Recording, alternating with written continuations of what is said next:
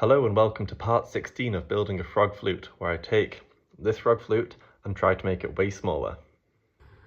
So I've done the modelling for the first design of a test piece for the small frog, mainly based on the previous document, but I just adjusted a bunch of dimensions, moved things all in a bit, and did a bit of new modelling for these holes. And yeah, I took the overall path length from a previous design for a Christmas tree flute, which was on a high G. And so aiming for a G, but I'll be able to tweak from the design, and I just want to get the overall path length, placement of the holes, and check that I don't have any issues with the tube being too twisty or the tube being too narrow.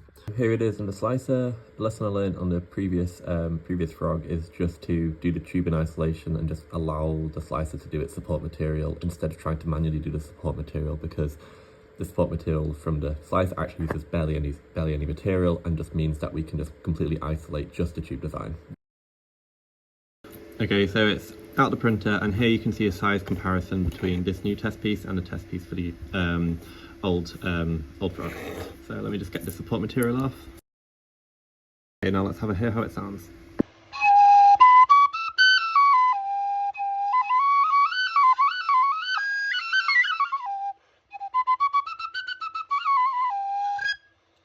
So yeah, really happy with how the sound works out first time. Need to adjust the finger placement for sure, and yeah, I'll check the tuning of the bottom note, and then yeah, I'll be able to I'll do another couple of iterations in the small form because it's just quick to print.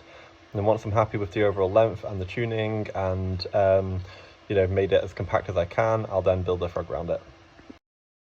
Okay, so the next iteration is printed. Let's get it off the print plate. So here it is with the support taken off, and I've checked the tuning, and the bass note is just a bit sharp from G, so we're getting close. And the new finger holes end up a rough approximation of a minor pentatonic, which is always a fun scale. Here's the next model I designed, and I realised when tweaking the position of the sound holes that I think I can just about fit six holes in, meaning we should be able to get a full major scale. So another print, straight out the printer. So here it is, the end result of this episode. I'm quite happy with this pipe, so it's yeah, pretty much in tune to a G on the lowest note, and then yeah, we've got just enough space for a major scale.